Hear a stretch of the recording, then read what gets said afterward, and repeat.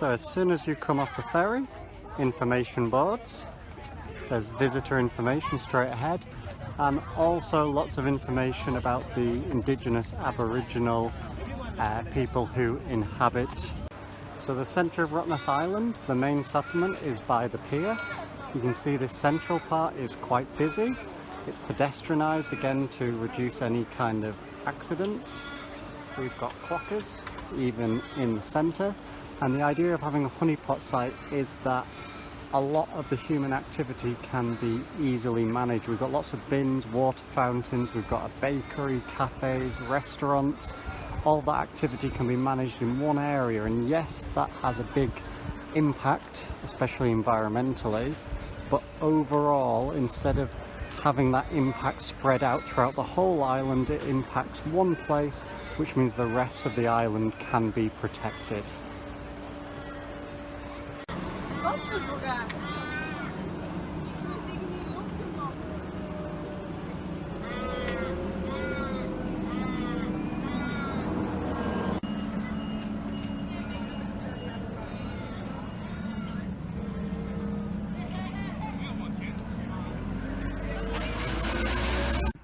Most of the accommodation in Rottnest Island looks like this, quite simple, modest, but that means it doesn't use much energy, it doesn't have large swimming pools, so again, making it much more sustainable. So the reason many people come to Rottnest Island is for these guys, and you'll see signs around here about how to be a responsible tourist. And this is a stronghold for the quokka population, because this is an island and it doesn't have the invasive species that the mainland has, such as cats, rats, dogs and foxes that will predate upon them.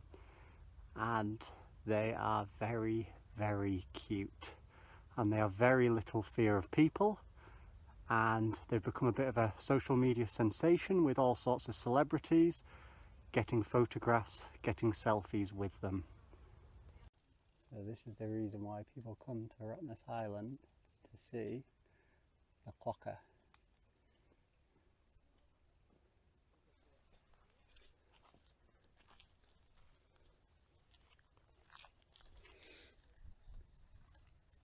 And try to get a quokka selfie.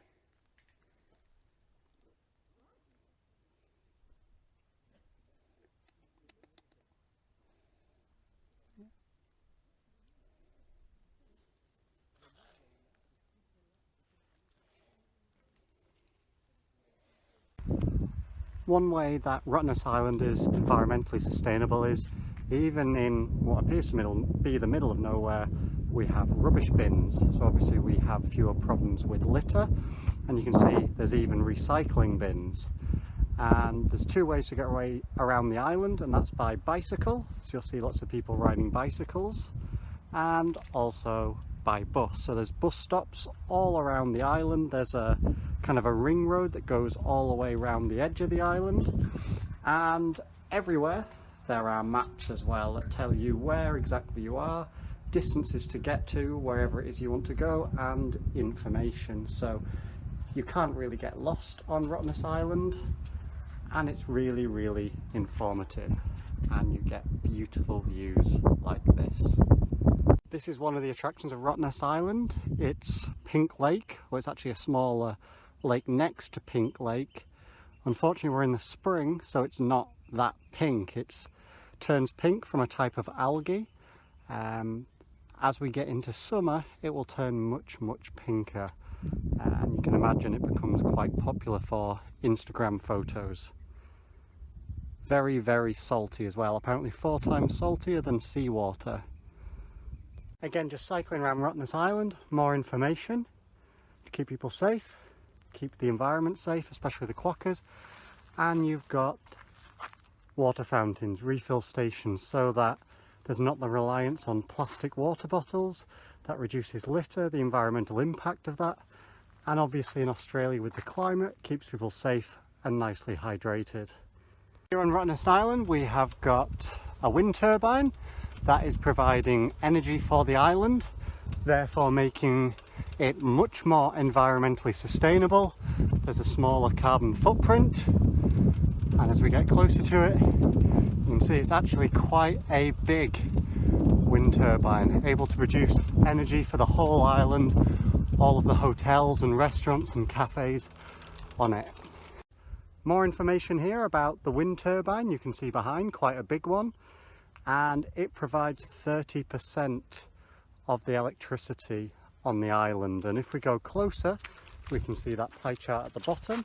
In 2017 data, that you can see 45% of the energy, the electricity used on Rottnest Island, comes from renewable sources, both wind and solar energy. So in this specific location, you can see that it used to be a footpath. It suffered from footpath erosion from many people walking over it again and again. So a nice clear sign saying it's restricted. You can see the planters around the trees that have been planted that will hopefully restabilize this area that suffered the footpath erosion, making it look much more natural. This is the path to one of the more popular beaches on Rottnest Island. It's near the main settlement and the port.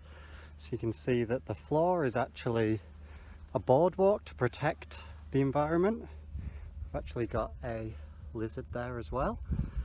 And you can see that the side is fenced off to prevent people trampling on the vegetation. And you can see the previous damage. So the authorities have fenced it off. And you can see here that rehabilitation work is in progress, so you're not allowed to go there. That's a sustainable way of managing this environment.